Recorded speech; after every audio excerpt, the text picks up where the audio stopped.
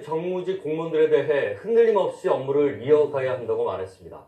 또 자신의 권한을 100% 발휘하겠다고도 강조했습니다.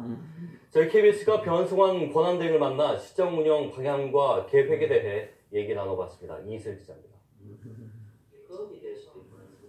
변성환 부산시장 권한대행은 먼저 시정 공백은 없을 것이라는 입장부터 분명히 했습니다. 정치적 중립이 보장된 공직자임을 강조하며 여야 모두의 협조를 이끌어내기가 더 유리하다고 했습니다. 과거에는 시장님이 당직이 계셨죠. 당직이라는 게 있기 때문에 여당 뭐 이런 개념들이 있었습니다. 저한테는 여야 구분이 없습니다. 다 저희들 편이라고 봅니다. 자동 면직된 10여 명의 정무직 외에 시 본청과 산하기관에 남아있는 정무직 공무원들의 거취에 대해선 흔들림 없이 함께 가겠다고 했습니다. 시민들이 지지하고 선택한 부산시 공약 이행에 전력하기도 시간이 부족하다며 정무직과 함께 소임을 다하겠다고 밝혔습니다. 보장된 분들이기 때문에 당연히 끝까지 가야 된다고 봅니다. 그런 부분에 있어서는 흔들림이 있을 수가 없습니다. 그런 고민을 많이 하신다면 열심히 일하십시오. 열심히 일하시면 됩니다. 선출직 수장이 없는 상태로 리더십을 발휘하는 데 한계가 있지 않겠냐는 우려에는 권한을 100% 발휘하겠다며 말이 아닌 행동으로 입증하겠다고 말했습니다. 제가 맡은 임무라는 것은 권한대행입니다. 법적으로 보장된 권한대행은 시장의 역할을 100% 다 하는 겁니다. 제 시장의 입장에서 그분들하고 항상 소통하고 적극적으로 협업하면서 일을 하겠다는 말씀을 드립니다. 마지막으로 성추행 사건 후속 조치로 진행되고 있는 성폭력 전담기구 설립에 대해서는 획기적인 제도적 개선을 반드시 이끌어내겠다고 밝혔습니다. KBS 뉴스 이이슬입니다.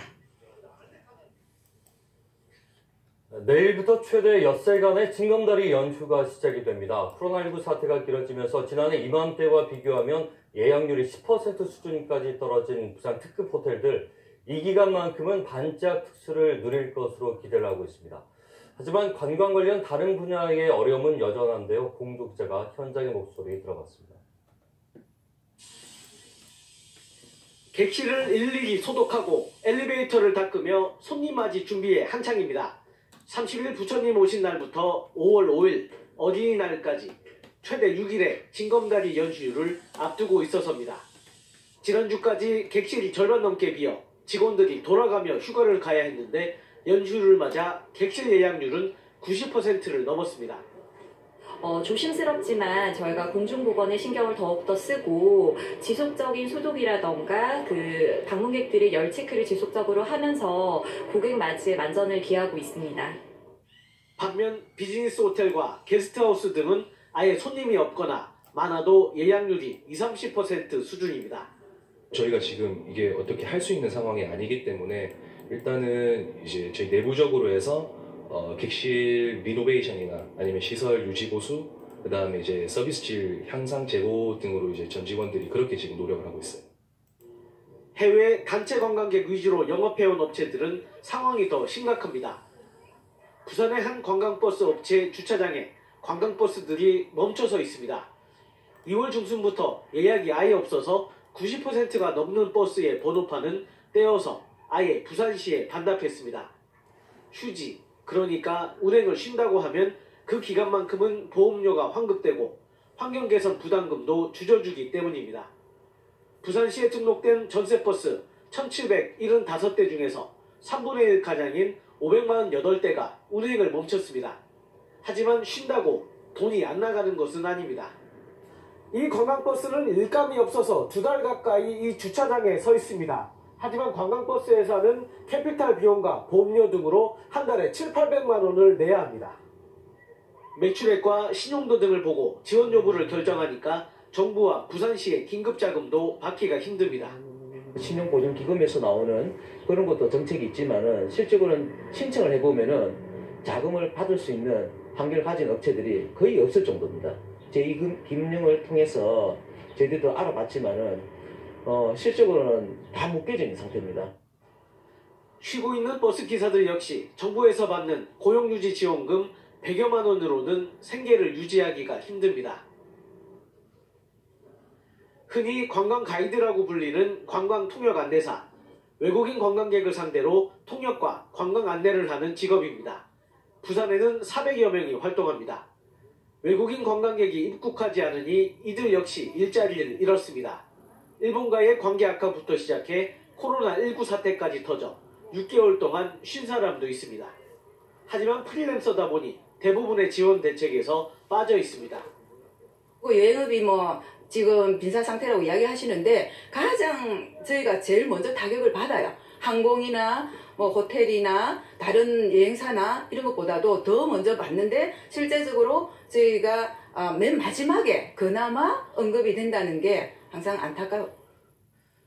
여행사 역시 마찬가지입니다. 20곳이 폐업했고 7곳은 휴업 중입니다. 관광업계는 정부의 재정 지원도 중요하지만 코로나 이후 달라진 관광 흐름에 빨리 적응할 수 있도록 부산시의 지원이 필요하다고 말합니다. 부산의 자연 관광, 볼거리, 먹거리를 선정하여 숙박업체 고객에게 직접적인 지원을 통해 타 시도 고객을 유치하고 국제관광도시 부산, 그 이름이 무색해지지 않으려면 발빠른 속도와 과감한 지원으로 부산 관광업의 불씨를 꺼뜨리지 말아야 한다고 전문가들은 강조합니다. KBS 뉴스 홍조입니다. 경제포커스입니다. 코로나19로 인한 글로벌 경기 위축에 따라 올 한 해 컨테이너 물동량 감소가 12%에 달할 것이라는 전망이 나왔습니다. 이 밖에 유통과 소비자 지수 소식 등 김지원 기자가 보도합니다. 한국해양수산개발원은 IMF의 올해 세계 무역 성장률 11% 감소 전망과 미국 GDP 감소에 따른 중국 수출 컨테이너 감소율 등을 토대로 올해 세계 컨테이너 물동량 감소폭을 12% 내외로 추정했습니다. 해양수산개발원은 이 같은 물동량 감소와 해운 기업 수익성 악화가 장기간 지속될 것을 우려하며 선사의 수익성 악화를 빨리 파악할 수 있는 새로운 모니터링 시스템을 구축해 신용 확대 등 선제적인 대응 방안을 강구해야 한다고 강조했습니다. 코로나19 여파로 부산에서도 유통의 온라인화가 강화될 전망입니다. 지난달 백화점 매출은 40%나 급감한 반면 온라인 유통업체 매출은 비대면 거래 증가로 16.9% 늘었습니다. 이런 가운데 롯데쇼핑은 백화점과 마트 등 7개 쇼핑몰을 한 번에 이용하는 애플리케이션을 출시했습니다. 부산시도 온라인 강화를 위해 전통시장 기반의 오프라인 온라인 연계 판매 시스템 도입을 추진하고 있습니다. 한국은행 부산본부가 발표한 이번 달 소비자 심리 지수가 70.7로 지난달보다 9.5포인트 떨어졌습니다.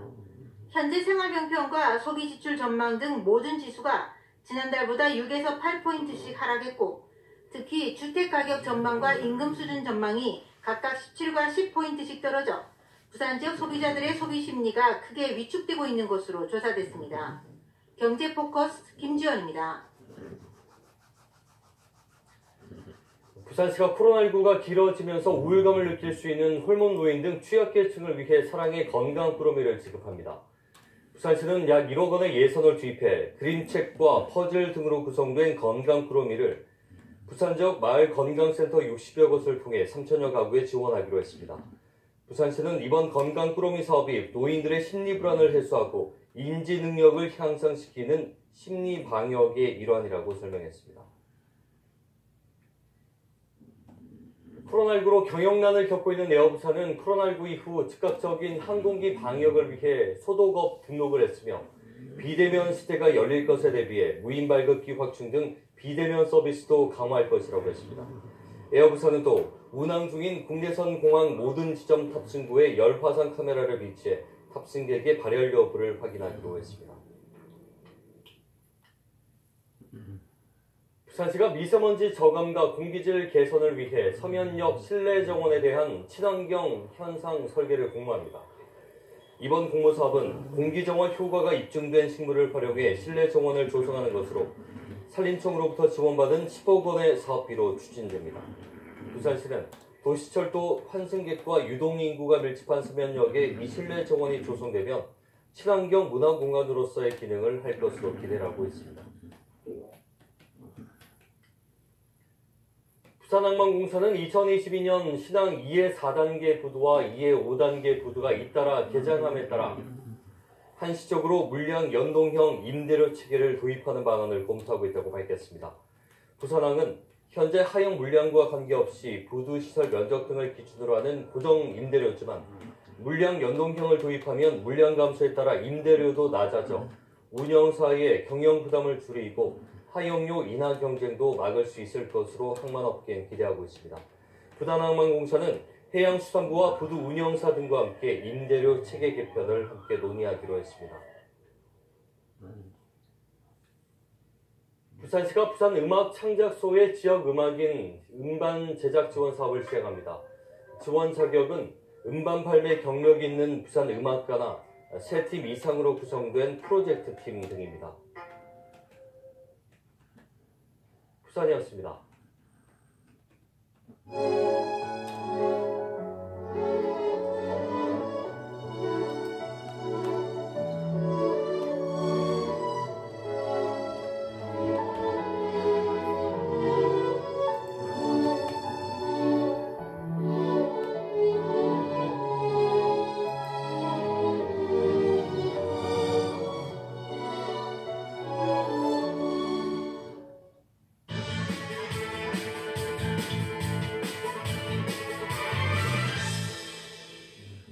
지금 보시는 이 장면, 최근 중국입니다. 코로나 사태로 눌렸던 소비 욕구가 이처럼 터진 겁니다. 마치 화풀이 하듯 산다 해서 보복성 소비라는 말까지 나옵니다. 실제로 중국에서는 2, 3개월 내에 경기 회복을 낙관하는 응답자가 절반 이상이라는 조사 결과가 나올 정도입니다. 소비 심리는 경제 회복의 기초고 소비는 경제의 한 축이니까 중요한 경제 신호라 할 수 있습니다. 반면에 우리 사정은 정반대입니다. 우리 소비자 심리지수는 글로벌 금융위기 이후 최저치로 나타났습니다. 석 달 연속 하락입니다. 특히 앞으로 경기 전망, 생활 형편, 가계 수입, 소비 지출 전망 모두 글로벌 금융위기 이후 최저입니다. 소비 심리가 극도로 얼어붙어 있는 겁니다. 가뜩이나 우리 경제의 주력 엔진인 수출은 동력이 떨어지는 중입니다. 특히 세계 경제가 멈춰섰으니 그 종속 변수인 우리 수출엔 활로가 보이지 않습니다. 역설적으로 소비가 살아나야만 하는 상황이 된 겁니다.